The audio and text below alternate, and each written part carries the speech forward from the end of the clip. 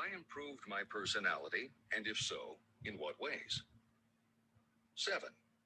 Have I been persistent in following my plans through to completion? 8. Have I reached decisions promptly and definitely on all occasions? 9. Have I permitted any of the 6 basic fears to decrease my efficiency? 10. Have I been either overcautious or undercautious? 11. Has my relationship with my associates in work been pleasant or unpleasant? If it has been unpleasant, has the fault been partly or wholly mine? 12. Have I dissipated any of my energy through lack of concentration of effort? 13. Have I been open-minded and tolerant in connection with all subjects? 14. In what ways have I improved my ability to render service? 15. Have I been intemperate in any of my personal habits? 16.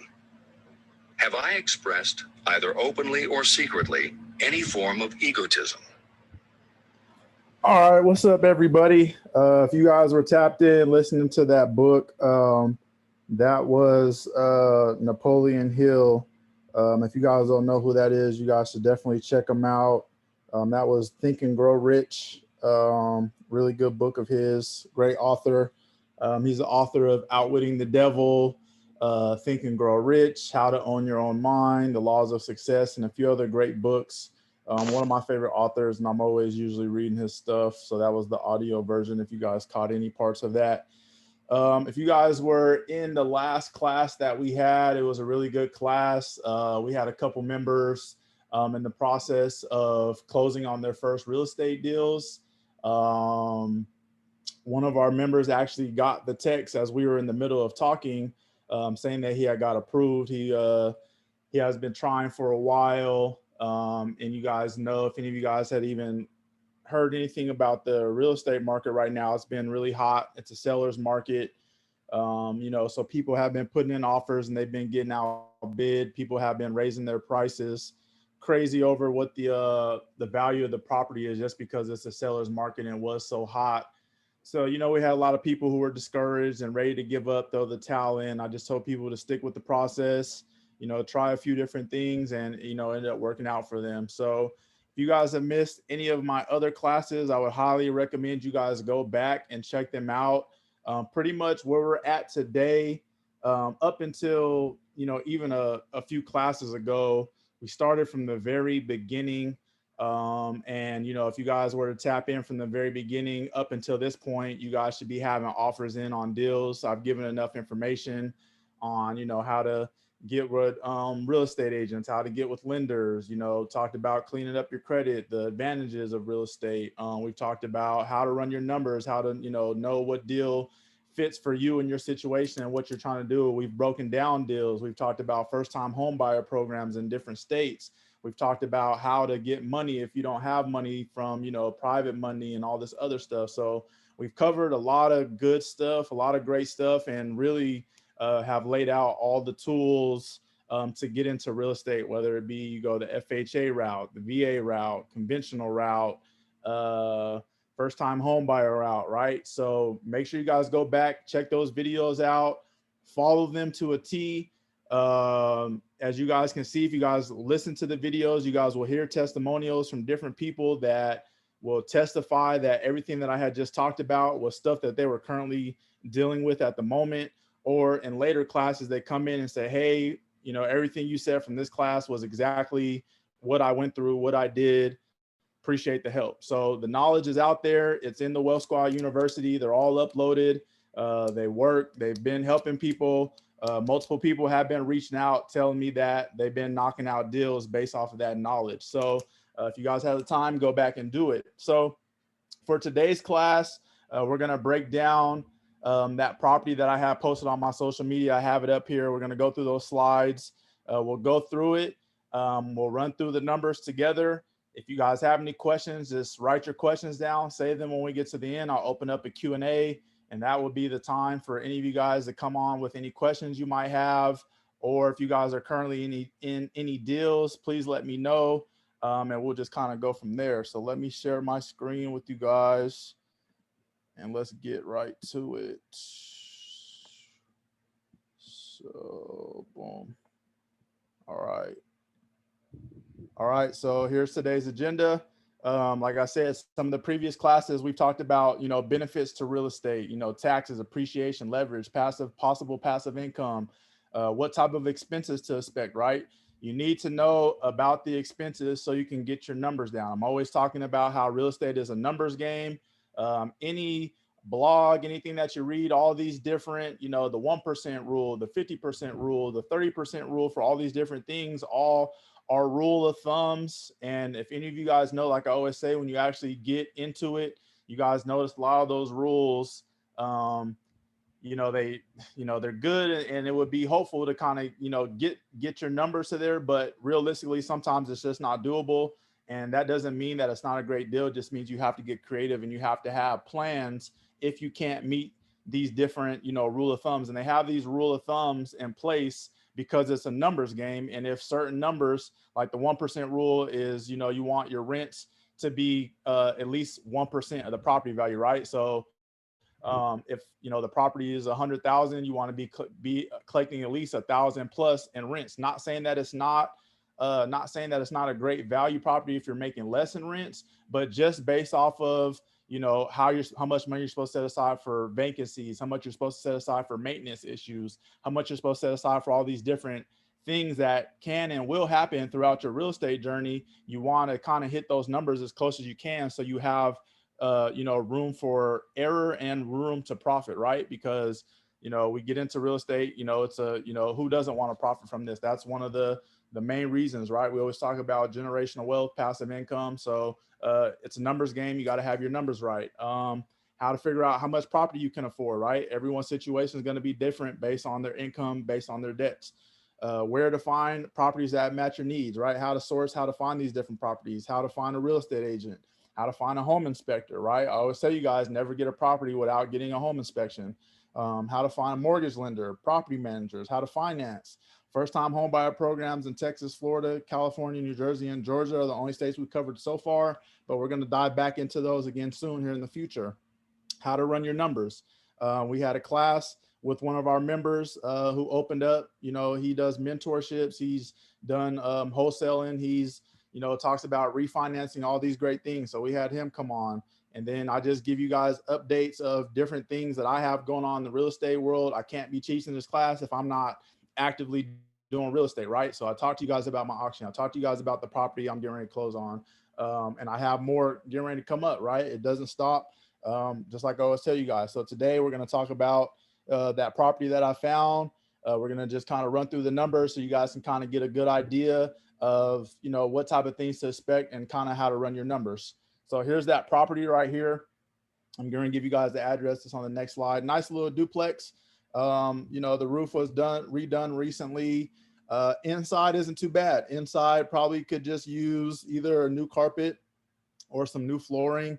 Bathrooms look pretty good. The walls probably could be painted, but other than that, not a bad property, not in a bad area, no foundation issues. I had somebody actually walk through this. So these numbers that we're going to get is from a pro forma. So as I tell you guys all the time, pro formas are not all the way accurate. You got to get the actual contracts from the current owner so you can see exactly how much is coming in for rents. And then you can look and see, taxes and all that stuff you can look up to make sure those numbers are right. So sometimes they like to make the numbers look better than what they really are, or sometimes they might be a little less than what they are. That's just kind of how it works. And, real estate agents will tell you, anybody that's been real estate gaming here, they'll tell you that's just kind of how it goes. You get those actual hard numbers once you put in your offer and you got to kind of get the ball rolling from there. Then you can kind of get realistic offers, and then you get back to the drawing board from that point. So here's the property breakdown. Here's the address, 2703 Harrison Street. It's in Davenport, Iowa. So it's kind of close to the border of Illinois. Kind of right there. Not in a bad area. Like I said, not the best area, not the worst area. It's decent. I looked up, the crime and all that stuff in the area. So it's not bad. So the asking price for this property is $99,900, right? That's just the asking price. So there's 2 units. The bottom unit is a 2-bedroom, 1 bath. The top unit is a 1-bedroom, 1 bath. So the rent that's coming in for the 2 bedroom, 1 bath is 600. And in this area, the average for a 2 bedroom, 1 bath is $745, right? So it's about 145 below market. So you got some room to increase that one right there. The second unit is a 1 bedroom, 1 bath. It's getting $550 in rent, and the average is $700. So you can make up a lot of difference in the rent, right? $295 if you were to get these two up to market rent, more than what they're getting right now. So the total that this property is bringing in rent is $1,150. You have a possibility to get that up to 1445, right? Add some paint, maybe update some appliances, fix the carpets, all that good stuff. Throw a little bit into it. You'll make your money back in no time, right? So if you can, uh, if you can, if you can add that value to the property and get that $295 difference, you might be biting on the back end, right? Let's say it costs you 2 grand to get all that, but by year out, that $3,540, if it costs you 2 grand to get, everything done, you're still going to be making money on that by upgrading. And then after that, you're just going to be collecting that difference, and you'll be at market rents. And then as rent continues to increase, you've already painted, you've already updated the appliances, you've already put in fresh carpet, fresh paint, all that good stuff. So you'll be able to continue to raise because that unit is up to date with new appliances, new paint, new carpet, all that good stuff. So you'll be staying with market rents. All right, so here's the numbers off of the pro forma. So like I tell you guys, you'll be able to get this from your real estate agent. So once you find a property that you're interested in, you tell your realtor, hey, I'm interested in this property. Can you get a pro forma for me so I can start to run my numbers, right? They should get back to you within 24 hours. They reach out to the listing agent and they get it from them, or sometimes it might be in the MLS, sometimes it won't be, or sometimes the numbers are wrong, like I said. So sometimes like these numbers are just to kind of get your general numbers so you have a picture. And then when you actually go through with the process with your lender and you get the actual hard numbers, then you have time to, like I said, you're not stuck to any deal. You have a lot of ways and a lot of outs to back out of a deal if like numbers are completely off and all these good things. So like I said, just because you put in an offer doesn't mean that you're tied to that deal. So anyways, from the pro forma, so insurance, this is what the person is paying annually right now. So $700 is what they're paying annually. Maintenance, they said they paid $880 annually for last year.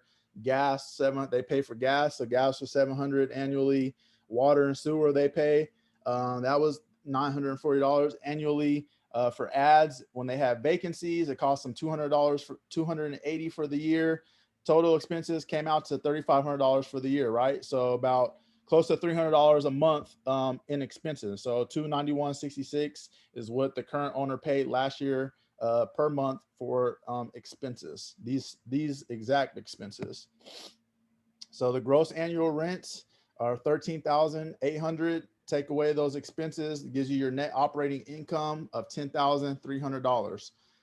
Taxes for this person was 1,962, and that was for 2019. They don't have 2020 reported, and then obviously they don't have 2021 reported as well. So that's what they paid in taxes. One of the ways that I talk about getting into these properties, and one way I push a lot is the FHA, because you only have to put 3.5% down. So down here in the estimator, I use that 3.5% down, just kind of showing you guys what you would have to put down to get into this property. A lot of people aren't veterans, so they can't use that VA benefits. And then, you can go conventional as well. Some conventional will allow you to put 3.5% down, but I'm noticing a lot more lenders are kind of sticking to that 10% as low as they want to go, maybe between that 5 to 10% range for a conventional loan. But with putting only 3.5% down or less than 20%, you're going to have to pay what's called the MIP, or the mortgage insurance, right? So that's what you're paying. Whoever you're getting the loan from, you're paying this monthly fee for them giving you this large amount of money, right? It's a way for you to kind of give them insurance, saying that you're not going to back out of the loan is also insurance, for them giving you that loan on. And this doesn't go towards anything. It doesn't go towards your principal. It doesn't go towards your interest. It doesn't go in an escrow account. It doesn't come back to you after, all this stuff. This just goes to them, and it varies between 0.45% to 0.05% of the loan amount, and it's something you pay monthly. And there are ways to get out of it, right? If you go FHA, there's ways for you to get out of paying it. One of the easiest ways is you can refinance into a conventional if you build up enough equity, or let's say you run into some extra cash or whatever the situation may be, you can refinance into a conventional. That way you'll lift that that monthly mortgage insurance, so you don't have to worry about it. All right. So boom. So in the estimator, right? This is just a calculator. Anybody can find it. I put in the loan amount, and then I put 3.5% down. So that would be $3,496 is what you would need to put down to get into this property, right? To lock in this property. Then, you'll have other fees, like if you get a inspection, how much the home inspection, they range between $300 to $500. If you have closing costs, if you don't roll them into your loan, you'll have those closing cost fees. And then usually the appraisal and stuff gets rolled into the loan, but if you want to pay, if you end up paying for that on your own, you'll have that as well. So the main part, like I said, that 3.5% down is what you have to pay using the FHA to get into this property. That's what you'll be looking at. And then, like I said, those other things based on how creative you get, you may or may not have those other things. That's why I did not put them on here. So just know that this 3.5 down is not the only amount of money that you would need to put in, right? Like I said, I always tell you guys, always get an inspection. Inspections will save you. And there's been, if you guys listen back to any of the classes, someone told their story on here. They told their horror story about getting a property. They were just trying to hurry up and get it. They didn't get an inspection, and it ended up biting them. It turned around, bit them in the ass pretty much, right? There were so many issues, foundational issues. I think there was mold or roofing, all these, a lot of money, pretty much a lot of money but they, they were just hungry at a property. They just jumped right into it. I think there was a reason why they didn't get the inspection. I can't really remember. We talked about it in one of the classes. So go back. If you guys didn't attend it or don't know, go back and listen. That's why you don't get it. So for the interest rate, I just plugged in 4.5%. We've seen when, Rona first started, we've seen some stuff as low as like 1.65 and some crazy numbers, right? I've seen some really good numbers. They're slowly starting to come back up. So I just put 4.5 on there. Not saying that that's what you'll have, but that's just kind of what I put. And some of the numbers that we have on the next slides are from me putting this in. I did a 30-year 4.5 interest rate, and we'll kind of look at the numbers from that. So based off of those numbers, like I said, just this 4.5%, it could be better, it could be worse. It's going to be based off of you when you work with your lender. Every lender is going to offer you something different based off your credit, based off your debt to income, all that good stuff. Stuff I've already talked about millions of times in other slides. So go back, get all that info. So principal interest, this is going to be the big bulk of your loan, how much you're going to have to pay a month, right? So off of those numbers, putting that amount down, you'd be looking at $488 a month for your principal. That's going towards your principal and interest. That MIP, that mortgage insurance premium that you have to pay if you were to get the FHA, or if you put less than 20% down. This has nothing to do with VA or nothing like that. This is if you get that FHA or less than 20% down for the down payment, you have this MIP that's attached to your loan. So based off of the numbers, it would be about, like I said, this is just an estimate. And a lot of these numbers could change, you guys will see, but these are very close. And like I said, this is just for example purposes, just to give you guys a good idea. So $68 a month for that. Taxes, right? So taxes typically are about 1% of the loan amount or the property value. So if you get this, if you notice earlier, the person was paying a lot more than this, that's maybe because when they first bought their property, they haven't got it appraised since then, or who knows why they're paying that amount. But this is, like I said, just the estimator. Taxes looking at $83 a month based on the property value. Home insurance is just an estimate, $25 a month. That, like I said, it's just estimate numbers, not saying that's what it exactly be, but small property value of the property in the area, very low. So you typically see lower taxes, lower home insurance in these areas, Midwest, down South. It's not far-fetched. Maintenance, $73 a month. That's based off of the pro forma numbers. Gas, based off the pro forma numbers as well, $58 a month. Water, sewer, like I said, this landlord is paying all this stuff. That's $78 a month. Ads, when you break it down, it looks like they're paying about $23 a month. And here's one of those rule of thumbs, right? Everyone, all these blogs and the big real estate gurus and all that will typically tell you to put 5% away every month for vacancy. So this vacancy number isn't going anywhere. That's just, what you put away to make up for those times if you have any vacancies. So a 5% is a good rule of thumb. Sometimes you might have years where you don't have any vacancies, and sometimes you might go a while with a vacancy. It's just all based on your area, if what's going on, if you have property managers, if you're actively running it, if you're not doing a good job of running ads, or if you're overpricing versus what market rents are. So many things could come into play.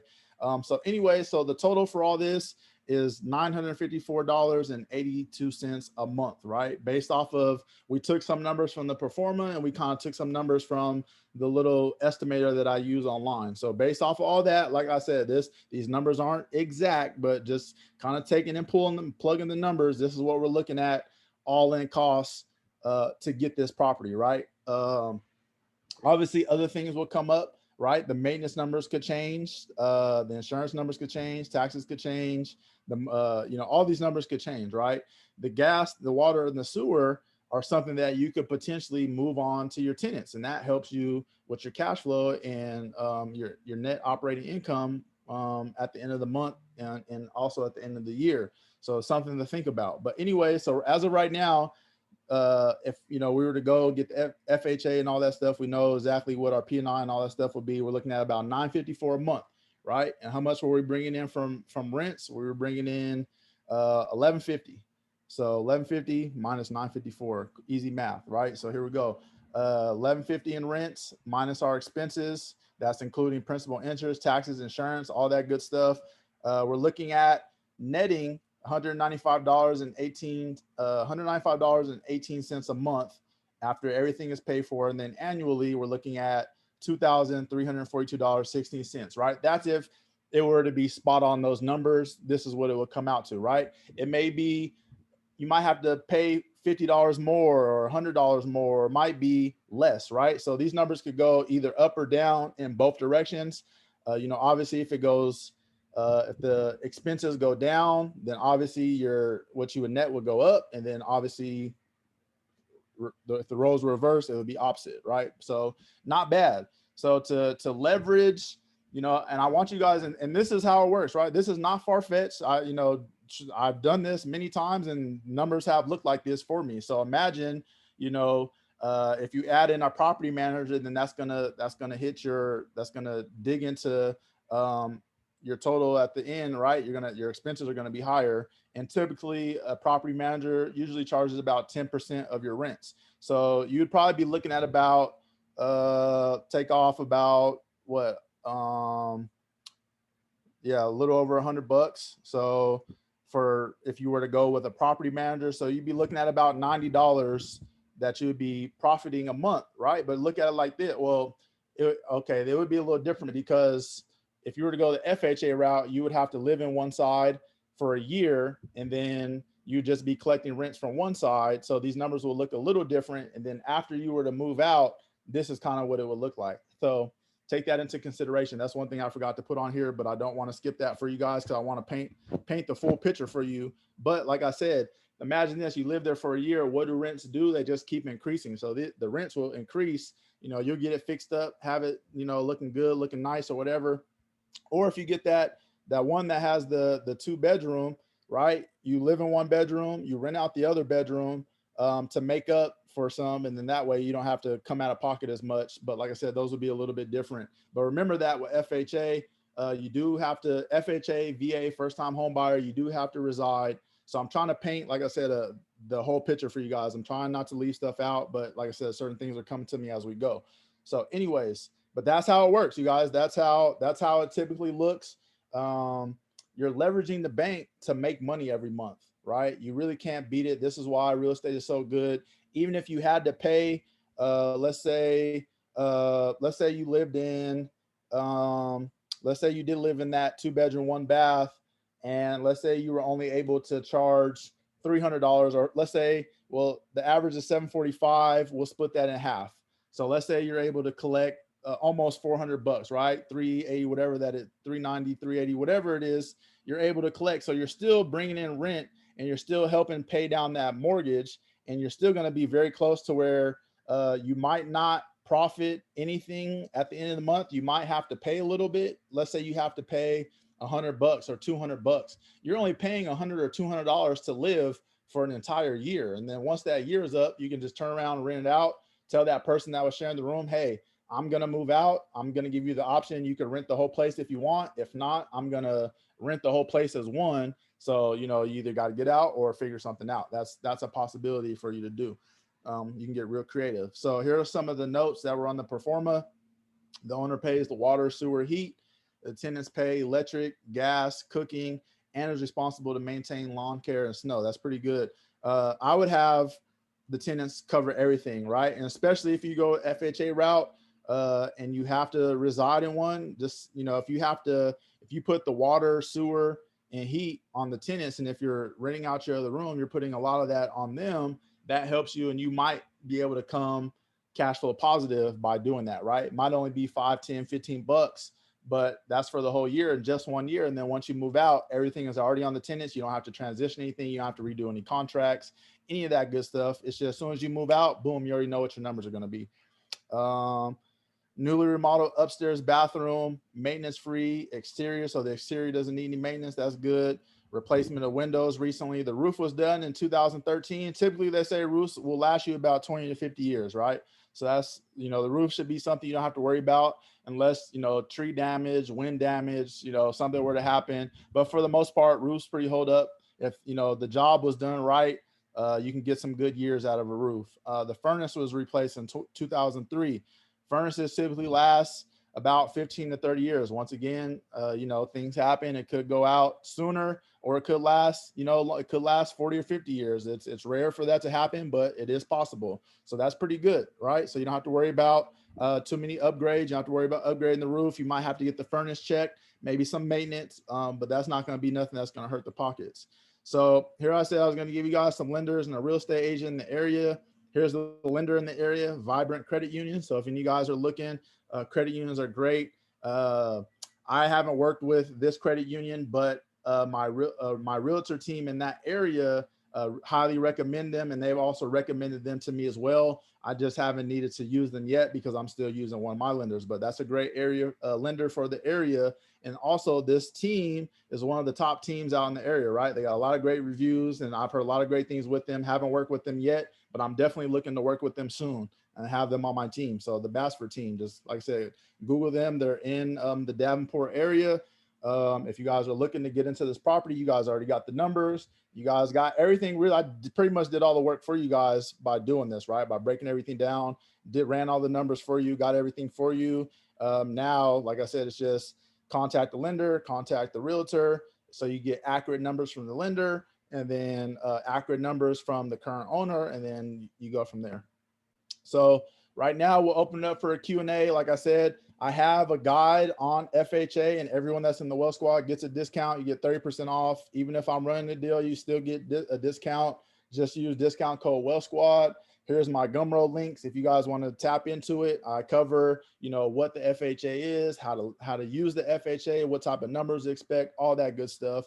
Here's my social media. You guys can hit me up. If you guys have any questions after we get off of this, it's easier for the Wealth Squad team to message me in Discord, right? A lot of people try to hit me up on Instagram or Twitter. My DMs are crazy on there, and it's harder for me to get to you guys because it's just too much. So I focus more on the Wealth Squad. You guys pay your money for there, so I do cover. I make sure everyone's questions get answered. If I don't have an answer for you guys, I send you guys in the right direction. I've connected a lot of people. We have some great members. We have a lot of lenders. We have a lot of people with great different experience. And I'm always trying to connect, right? I don't just want you guys to use me. That's why I bring guests on. That's why I'm trying to bring more guests on, because so many people do so many great things. I'm only one person. I can only do so much. I do what I do within real estate. I'm very transparent with you guys. I never will give you guys information or tell you guys to do something if I don't do it or haven't done it, or if it wasn't recommended to me, right? So let's go ahead and open up this Q&A.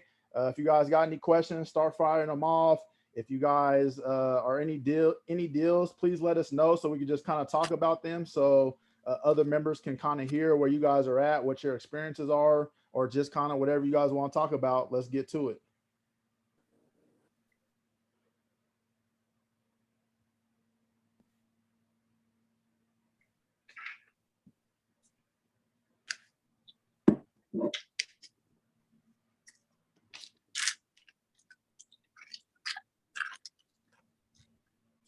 Okay, you guys got any questions for me?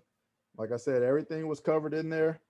Like I said, I laid it all out. Really, nothing really to ask on this. Like I said, I put all the information. I literally did all the legwork for you guys. This is something, not a bad deal. Not a bad deal at all.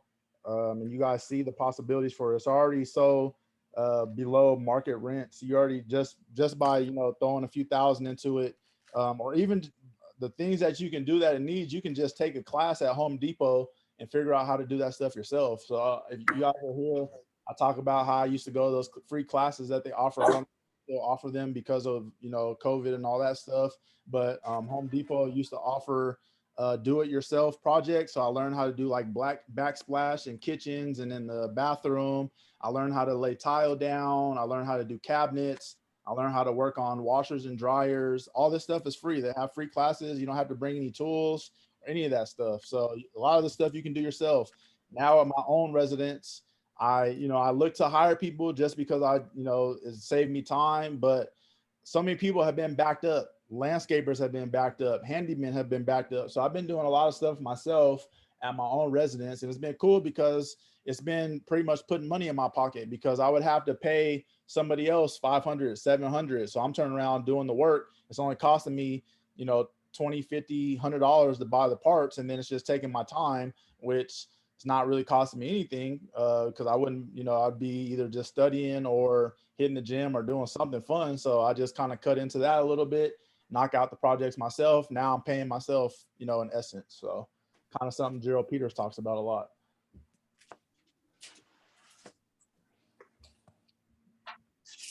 All right. Hey, Ace, I got a question. Go ahead. Hey, how you doing today, bro? Doing pretty good. How you doing? That's good. I'm good. Yeah. So look, with the man, you basically broke it down, like especially for the it seemed like you gave us like each step kind of to look for before we even get into a property. Like exactly. Like you gave us all the game, didn't you? Yeah, this is it. This is it right here. This is how you can run a property down, get your numbers exactly. Obviously from the pro forma and that stuff, it's a little off, but it's very, very close, very similar. So this is it. This is the package. Okay. So when you say the pro forma, what is that again? So the pro forma is something that's going to have, what the rents are, what the current owner is getting in rents, what they had to pay, if they pay any maintenance, if they pay any utilities. It shows, it's pretty much like a receipt of everything that they're currently paying.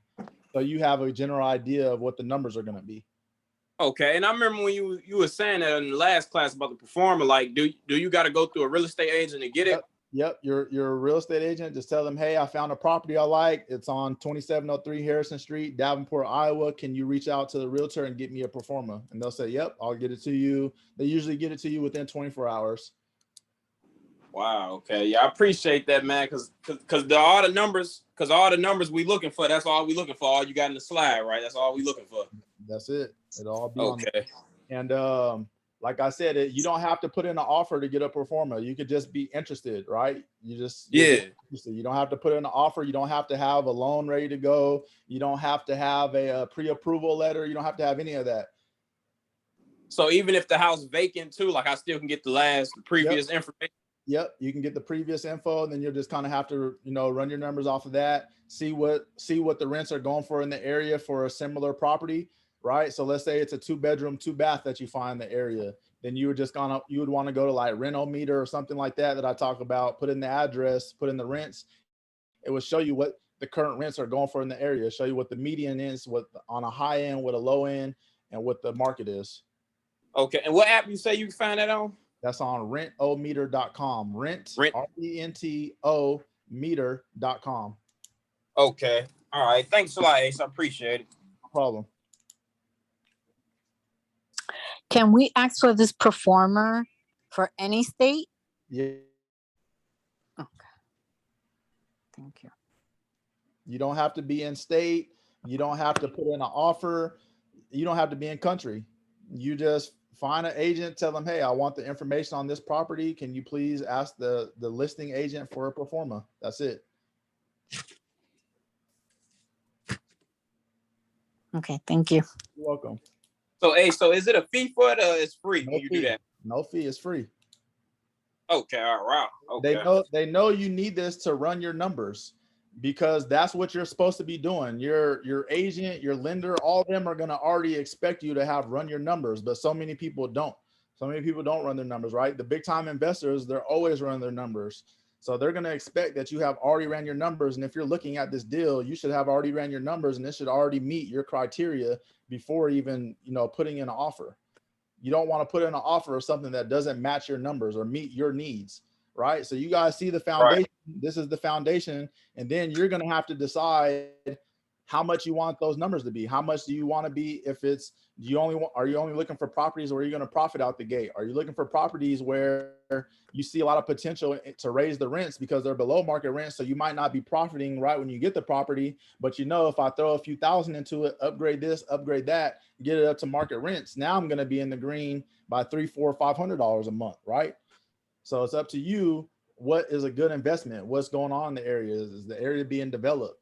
Is there a new school? Are they putting money into the schools? Are they putting money into repaving the roads? Are they building a new mall? Is there a Starbucks here? Is there a Barnes and Noble over here? Are they building a brand new gym? Is any of the big tech companies moving there? The Amazons, the Boeings, the Nike headquarters, the Microsoft headquarters, this, that. So, these are all the things that you want to be looking at. And you simply can do that by just driving around your area. It's literally that easy. Take a good hour drive, hit some of those back streets that you don't usually take. Drive around, Google the schools, drive by the school, see if the school looks nice. What type of rating does the school have? What's the crime rating in the area? Call the police department and say, hey, can I get a crime report for this area? That's free. Oh, wow. I mean, because look, Ace, because I say like my whole little city is kind of like a ghetto area, like the whole city almost. Right. So what you think I should look more like towards cities that's kind of a little more out, just a few miles probably out? It's up to you because you have pros and you have cons to cities that are like that, right? So a lot of times, not to say that it's bad or looking down on people, but in those typical areas, a lot of people are on Section 8. So when people are on Section 8, what does that mean? That means guaranteed money coming in. What also does that mean? Before you can get approved for Section 8, Section 8 has to come out. They usually take a video and photographs of the property. So if you have a tenant that's in there destroying your property, you don't care because the Section 8 is going to fix that for you. Right, that's smart. So, somebody has to invest in those areas that most people don't. But you also take more risks, right? You take more risks with being issues. You might have a lot of tenant turnover. So that just has to be up to you. But you have to think there's millionaires that are investing in these areas because they're the ones willing to take the risk, right? So you have higher risk, higher headaches. You're dealing with a lot more. But what's the positive side to it, right? Because there's always going to be a positive to every situation. Every negative situation will have some sort of positive to it on the back end. You just have to find it and you got to flip it to work for you. Okay. Is there a way that you can distinguish like the area that you want to purchase in, if it's a good area or not? It's up to you. It's what you decide is a good area or not. For me, Yeah, but let's say like I don't live in that state and I'm looking about and the numbers seem good. okay. How would I be able to distinguish that neighborhood is a good neighborhood or not? Do exactly like I just said and call the police department and ask for a crime report, or just Google crime rate in this area. Google is your guys' best friend. It's free. It will give you so much area. You can Google the rating of the school district. You can Google the crime in that area. There's so many things that you guys can just Google for free. Like I said, you guys can start sourcing all this stuff, get all this information for free. All it would take is a few hours of your time to start making, $3,000, $4,000, $5,000 a month passively by taking your time, doing the research, getting your credit right, getting your money for your down payment, doing all this stuff. And then boom, now once you're in the game, you're going to turn around, wait a year or two, build up some equity, get your P&I paid down, turn around, refinance, get the money, do it again, do it again, do it again, do it again, do it again. Before you know it, you got 10, 15, 20 doors paying you $100, $200, $300 each month. You're making $2,000, $3,000 a month that you're profiting. Right? It takes time to get there. It's not going to happen overnight. It's not going to happen right away.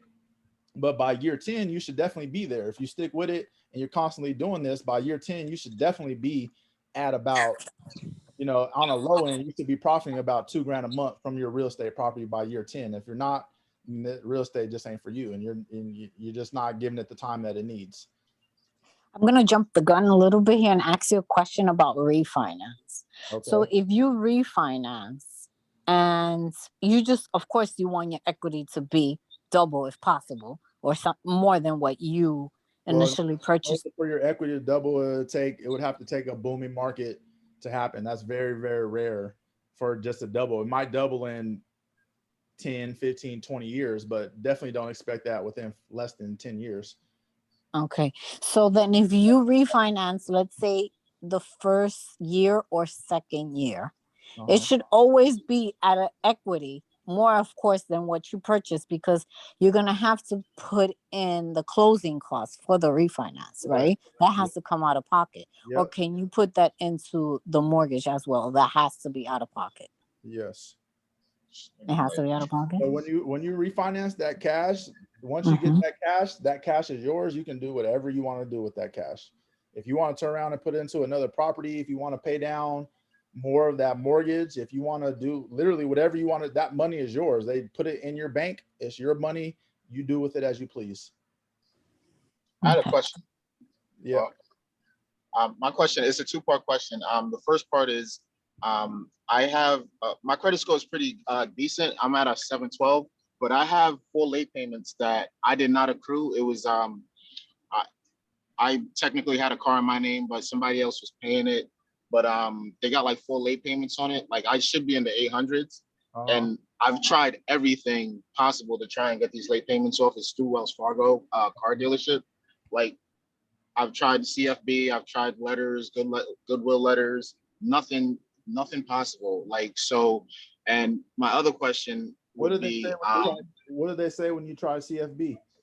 What was their reason? CFB, well, the thing with CFB, it's like kind of like the customer service reps, they get a hold of the letter and technically they'll say, oh, it's verified, it's your account. We can't do anything about it. You signed the contract. But I've been looking at the USC laws, the Consumer Reporting Bureau laws, and it's actually technically, I've sent the letter to them, and that too came back verified because again, it's not reaching like the head offices. It's actually just reaching the like the customer service reps, and they're giving the feedback. So it's kind of like, oh, it's verified. You signed the contract. But I also have a what's it called? A notarized letter stating the person that they were liable for the payments, anything that happened to the car, because we both went our separate ways. I've mailed that in also to no avail. And even when you did the dispute online with the CFPB, it still didn't get you anywhere? No, because again, as I said, it's not reaching the higher ups. It's actually just reaching the customer service reps, and they're giving the feedback. So it's like I'm trying to find the. Did you try a 609 letter and attaching that notarized letter with it? I actually haven't tried a 609 letter, but that was going to be my last resort. So I'm gonna try a 609 letter. Try a 609 and attach that certified letter or whatever you have. Try sending that with it and see if that would help. But your credit is already good enough anyways to qualify for FHA.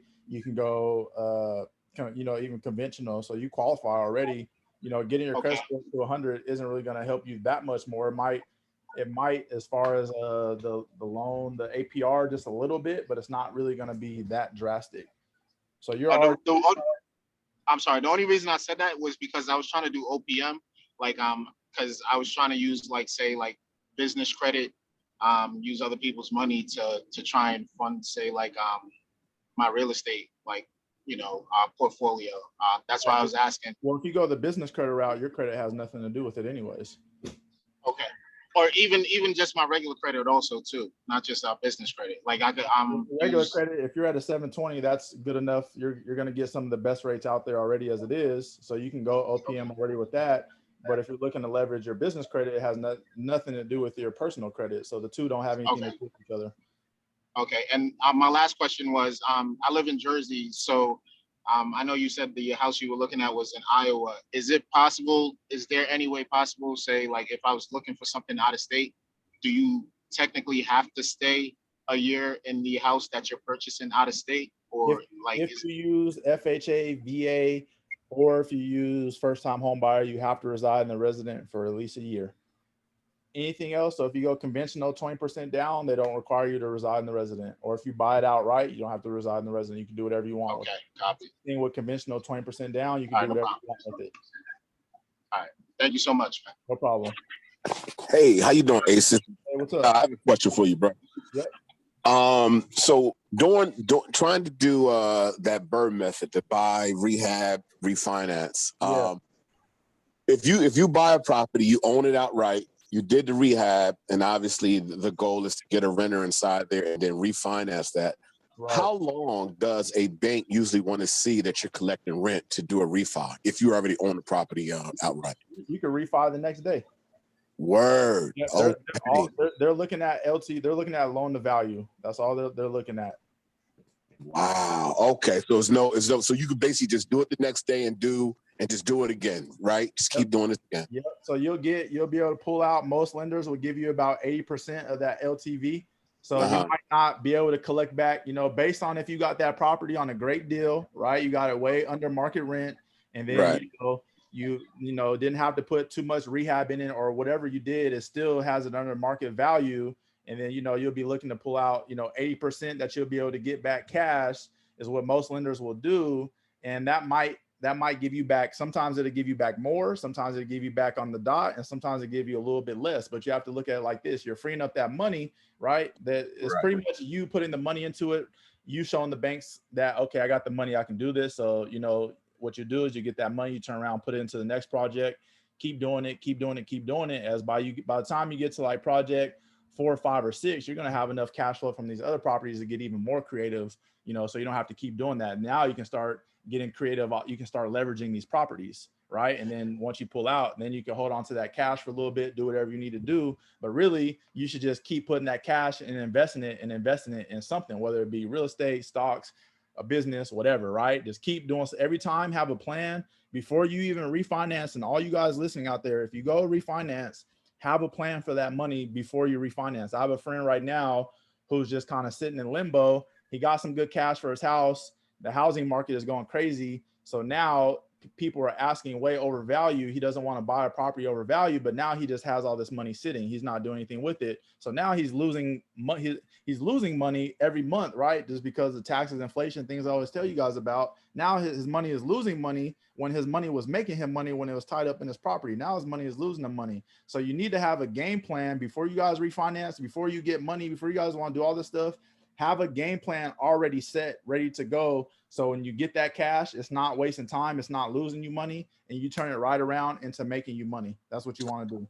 Yeah, because real quick, this is the scenario. So somebody I know who's selling the property, I'm in Jersey also, connected houses, they're row homes connected. He wanted to sell both of them. So I didn't necessarily have all the cash to buy both houses, but I have the cash for the rehab. So me doing my research. Talked about last week, right? Exactly. Yep. So what I figured out was, I made some phone calls, watched a ton of video, did some research on it. My best option was to take a loan out. I know people going to frown upon this, but I already looked it up. Okay. Take a loan out up to $50,000 you can do out of your 401k. And the reason I say it's great for me is because there's zero penalty, right? They give you 5 years, which is not going to take me 5 years. That's the reason I asked a quick refinance. Yeah. And you can take up to $50,000. Now that $50,000 will actually pay for one of the properties and partial of the rehab. Okay. So my plan was to buy the house, rehab the house, right? Right. Put somebody in it, rehab it, right? Get the money back, send it right back to my Fidelity account. I already talked to Fidelity. They said the next day you could do it again. Yep. So as soon as you give them their money back, you could take another $50,000 right back again, and then I was going to buy the house right next to it and repeat. Yep, smart. I don't frown upon that at all, and that's smart. You have a plan. That, everything isn't going to be ideal, and everything is going to work for everyone, right? Some people might frown upon it and say, "Don't listen." People are going to give you these textbook answers and these textbook. Get to the shit. That's what I tell people. Right. Get to it. Don't talk my ear off and tell me all these theories and these textbooks. Because it's different when you're actually getting to it, right? People will frown upon people buying house cash and they'll say, well, you could have did this or did all these theoretical things. And then when you tell them, hey, show me your portfolio, doing this amount, and people won't do it, right? So you have a plan.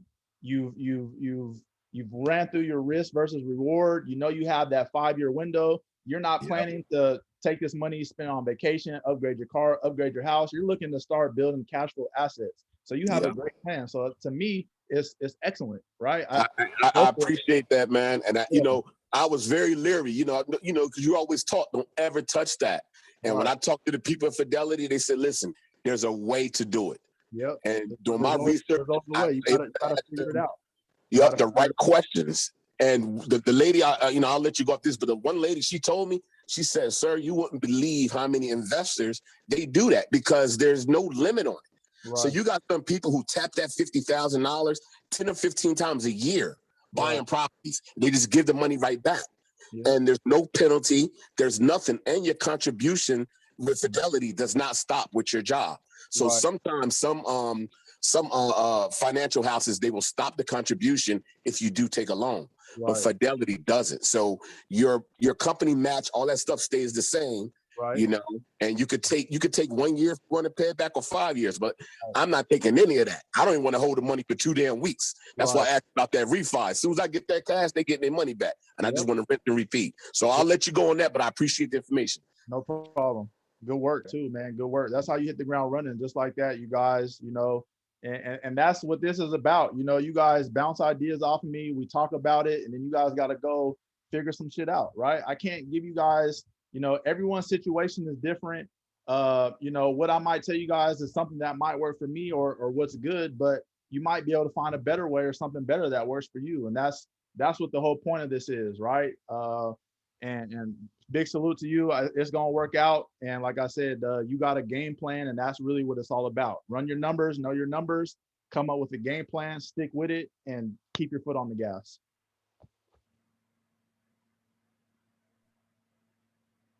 Hey, this is Monica. I have a quick question. Go ahead. Okay, the same thing that he just said about with Fidelity, like you can rinse and repeat, get the 50,000 back again. Can you not do that with a home equity line of credit as well if you had that option? Yep, you can do that. Okay. Well. Yep. And then for any of you guys that have other brokerage accounts like TD Ameritrade, Schwab, M1, you guys can borrow from your guys' portfolios. And everyone, they have a different percentage. They're really low, a lot cheaper than it would be borrowing from a bank. So you guys don't have to sell your positions. Some of you guys have great stock positions and stuff like that. But like I said, don't just do it just to get the money and turn around and blow it, right? Because then now you're in, you know, you might be treading some crazy, scary waters, depending on what you're doing with that money. So if you have a game plan and you stick with it, you know, that's when you can reap those rewards. It takes time, you know, study, figure out this, that, and the third. Have contingency plans. Always have contingency plans, because, you know, when you guys deal with this, whether it be real estate, stock market, you know, investing, personal business, regular life, shit happens, shit comes up, and sometimes things just don't go to plan. So you got to have contingency plans. I usually have 3 to 4 different contingency plans. You know, I like to just stick with plan A as best as I can, but I've learn from this stuff that things just don't go as planned. So you need to know, okay, if I take this money out, I plan on doing this with it. And if for whatever reason I can't recoup this money with it, I'm going to recoup it this way, or I'm going to leverage this or do this, right? And stick to one project at a time, because if you start doing so many things at once, you know, you might drop the ball on one. One might, you know, just, you know, stick to it. Come up with a game plan, run your numbers. If you run your numbers and you come up with a game plan, you can't go wrong. Every time before I get into a property, when I run my numbers, I do my due diligence, look at the area, look at how the rents have been the last 10 years. All this data is free and online, and literally it just takes you to a simple Google search, right? If the rents have increased the last 10 years, what makes you think they're going to decrease the next 5 years, right? So look and see how the rents have been increasing the last 10 years. Are they going up $50 every year? Is the rents going up $100 every year? This is the stuff that you're using all this data to your advantage, right? There are times where things could dip, but it's not going to dip very much. You guys got any other questions for me? You guys had some good questions today. Anybody closing in on any deals? I've got a question for you. What's up? What's going on? What's up, Ace? How you doing? I'm doing all right. How about you? Doing all right. Good. Just a quick question about how do you find the ARV of a property without bugging a realtor for a for those numbers? Like for like so say like you're looking for off market deals and you find one. Uh-huh. That's what I've been doing, just driving for dollars. Uh-huh. But I feel like I'm bugging my realtors with all of the ARV I keep asking for. Is there another way to search for that? There's a lot of different ways, and it'll take a little more in depth. There are some creative ways you can get. Shoot me a message, and I'll kind of send you some info on that. But it's, you know, it's not necessarily saying your best bet will be to use a realtor, but it will be best, not necessarily best, but it will help you out a lot easier and get a lot more accurate numbers. So I've learned when you're working with realtors, you can get, you know, a little bit more accurate numbers than trying to do it on your own. I've tried to do it on my own, and the numbers were a little kind of off. So it's just, you know, it's a lot easier just to get with a realtor, but you're not bugging them, right? This is part of the game. This is what they do. And if a realtor makes you feel like you're bugging them, don't work with them. Don't work with them at all. You want someone that every time you call them, good energy, positive vibes, they're looking to help you. You're telling them, hey, this is what I'm looking to do. What do you think? You know anybody for this? You got any ideas for that? It should be, you guys should be bouncing ideas out. It should feel like it's someone who's on your team working with you. And if you guys don't have that feeling with your realtor, with your lender, cut them. There's thousands upon thousands of realtors out there. There's thousands upon thousands of lenders out there. And you don't have to work with someone that's just in that area. You can work with people. You can work with lenders that are nationwide. I work with lenders that I trust. They find me better lenders in certain areas, certain states. If they're not licensed in that state, they help me find trusted realtors in that state. So use your network. If the vibe is off, if the energy is off, if you feel like you're being pressured, if you feel like, you know, they're taking forever to get back to you. And the same applies. I tell people this, it's a two-way street. If your realtor or lender sends you something, you should be responding back to them within 24 hours. I expect the same from everyone that I'm working with on my team. If they don't respond back to me within 24 hours, 48 hours, something better have came up, right? Because 48 hours in real estate means that you could miss out. You know, you could be missing out on $3,000 a month annually in your pocket from leveraging these banks. I don't know about you guys, but I don't want to be missing out on that type of money. So real estate is a quick game, but you need to be giving them that same energy, right? If they ask you to sign some documents, you should be signing them documents ASAP. If they need, you know, W-2s from you, you should be having them things to them ASAP, because that's easy stuff that you can get.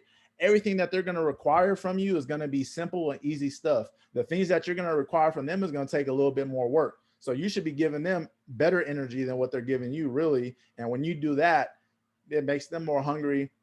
And you start seeing that, you know, okay, they're reaching back a lot quicker, a lot faster, and you're going to be getting deals done. They're going to be sending you deals. They're going to be sending you to their top person. They're going to be recommending you here. They're going to be recommending you there. And you're going to start having so many deals come at you that you're going to have to start passing them. You're going to have to start building up a team of friends that need to get in this, or family members that need to get in this, because sometimes you just run out of money, or you just got so many things going on that this deal is just so good that you're like, shit, if I can't get on it, one of my friends or a family member needs to hop on this ASAP, because you've already ran the numbers you see and you're like, damn, this deal is just too good to pass up. So that's how it should be. That's how, you know, it takes a little time to get there. Obviously you can't just dive right into that, but it comes from you. How active are you? How many realtors are you reaching out to? How many lenders are you working with? How often are you looking at real estate? How often are you looking at deals in your area? How often are you driving around?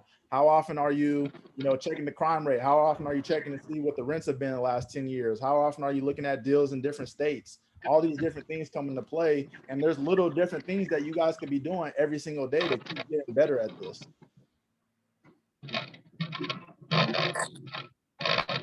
All right, you guys got any other questions for me? I have a question for you, Ace. Yeah. Do you know, or do you suggest that we speak to a lawyer before signing any contracts? Like, let's say I put in an offer and you see how they send you that initial contract? Yep.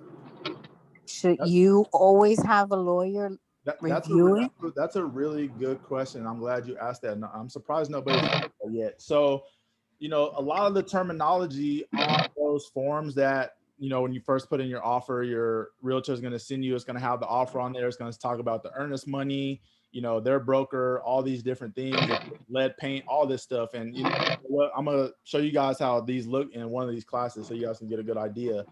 You know, it's really up to you. And I say this because I personally haven't used a lawyer for any of that, because when I first was getting into it, I printed off when I did my very first deal, and I highlighted every single terminology I didn't understand. I brought it back to my realtor and they explained everything to me that I had highlighted so I could understand it. If I didn't understand it, we stayed there until I did understand it. So there's going to be a lot of verbiage, a lot of terminology that you guys don't understand, but it would never hurt you to have a lawyer present with you, right? It would never hurt you to have one, but I personally haven't used one. I only typically use one if I'm going to transfer, you know, the title or anything like that. That's typically when I do. Other than that, I typically don't need to deal with lawyers for what I do, and that's just because I know terminology, I know words, I know what's what, and I read through every single line. And I hope you guys read through every single line too, because there's been typos in the dollar amount. Sometimes your name is wrong. Sometimes the address is wrong. That will just lead to a headache and you'll just have to redo things. So I hope you guys are reading every single part of your contract. It's going to be long. It's going to be boring, but we're not talking about no chump change that we're dealing with. So I hope you guys are reading this stuff. It's very important. Very, very important. This is Monica. I wanted to chime in on that. I'm in North Carolina actually, and in a few weeks I'll actually be a realtor. Okay. In North Carolina, we are a attorney closing state. Okay. So when you go to closing on your mortgage or contract, your investment or everything, it's done at an attorney's office. Is it? That's yes. So you're covered. That's interesting. That's actually smart, and I think every state should do that just to protect. I agree. Every state I've done deals in, they don't do that. And so, Monica, are you open to people reaching out to you within the Wealth Squad?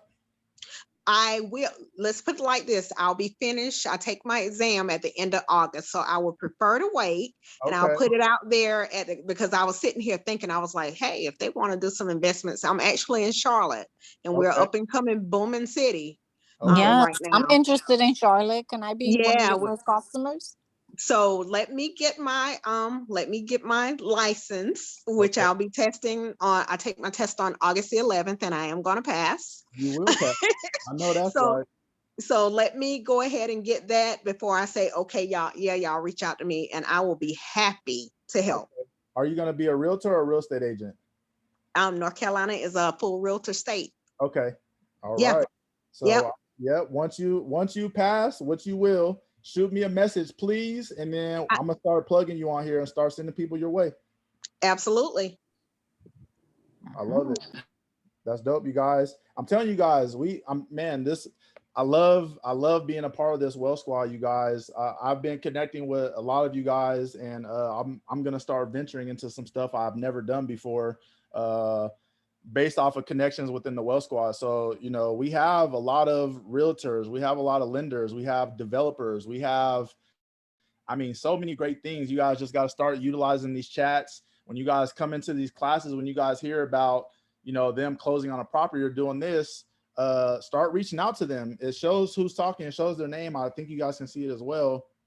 Reach out to people. Use the Wealth Squad as your network, because we're all in this. We all kind of have the same mindset. What we're all trying to do, we're all trying to build, we're all trying to grow, you know, get healthier, get, you know, more financial freedom, whatever it may be. There's a lot of people that you can connect with in here, so you don't even have to reach out and, you know, talk to strangers, right? Because we already have that connection. Like, hey, we're all part of the Wealth Squad. Like, hey, I'm in the Wealth Squad. I'm looking to do this. I heard you do this. Can we help out? And I don't think anybody will turn you down or say no. From what I've heard nothing but good stories of people networking and connecting with people within the Wealth Squad. So please start utilizing the people that we have, because we have people doing great stuff in here and dropping great information. I appreciate it. I never even knew that about North Carolina. That's actually really smart, and that's dope. I got a friend that's in the in Matthews, North Carolina. I don't know if you know where that area is at. He just had a nice house built out in the woods out there. But yeah, that's dope. I think every state should do that just to protect. Yeah, that's like 20 minutes from my house. Yeah, okay. Yeah, he has a really nice house out there. I'm usually out there, so if I'm ever out there, we'll definitely have to link up for some coffee or something and just sit and talk shop. Absolutely. Sounds good. All right. All right, you guys. Any other questions? I have like a advice-based scenario question for you. Go ahead. So like I'm in New York City and my mom and I, like I'm in college and we were trying to get a house because we've been in an apartment for the longest for now. And we kind of hit a dead end in terms of like these housing programs that help you with like the down payments and stuff like that. First time home program. Yeah, like we worked with NACA, and then there's another one called the Long Island Housing Program. So like for different parts of Long Island, and we were trying to get into the Nassau County one, and we got through and we got accepted, but they were like based on her income, she won't qualify with the mortgage people that they deal with for like a large enough loan because of how high the housing prices are for places in Nassau County. Right. So like I'm learning about like this FHA move, like what would you say is the best like way to go forward in terms of acquiring a house in that regard? Well, it's kind of gonna be the same situation because they're gonna give you the loan amount based off of your income, just very similar like the first time home buyer program. The FHA is gonna do something very similar, right? So, just because they'll give you 3.5% or they'll give you 96.5%, doesn't mean that they're going to give you 96.5% of $1 million, right? There's going to be caps. They have what's called ceilings, and then it's also going to be based off of your income, right? So they're going to look and see based on what you can afford, not necessarily what you can afford, right? Based off of your income, they're going to say, okay, we'll give you, you can apply for a loan, and then you'll give them all your information. That once they run it, they say, okay, you won't qualify for this amount, but we can qualify you. Let's say you apply for a $500,000 loan, but based off of your income, your debt, all this stuff, they'll say, hey, we can only qualify you for a $300,000 loan versus, the 500 that you were asking for. And that's, they do the same thing that they do with the first time home buyer. They look at your income, they look at your debts, they look at all that stuff. So So it's all based on like thresholds, basically. Like once they run the calculations off her income, like they'll be able to tell, like, all right, maybe you'll be able to afford this, but based on the housing market, you can't afford this. And there's calculators, and I put them on one of the slides. You put in your income, you put in all your debts, and it will tell you how much you can afford. And it's going to be the very similar calculator of what they use, what lenders use. So you guys can have a general idea of what type of loan you guys can get. They have a lot of, there's like Nerd Wallet has one, Bankrate has one. There's a lot of good tools out there, and that's part of one of the things I talk about is knowing how much property you can afford, so you save your time from having to apply for all these different lenders and do all this different stuff. Once you figure out what you can afford based off your income, your debts, and all that stuff, that'll help you narrow your search when it comes to searching for a property. And then when you go with the lender, you'll know, so you're not applying because they're going to run your social, so you're not taking any hits and all that stuff constantly. So you can already have all your ducks in a row. That makes sense. Thanks. No problem. Good question too, by the way. We haven't had that one yet.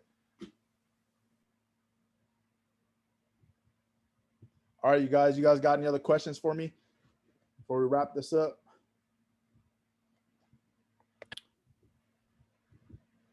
Yep. Nope.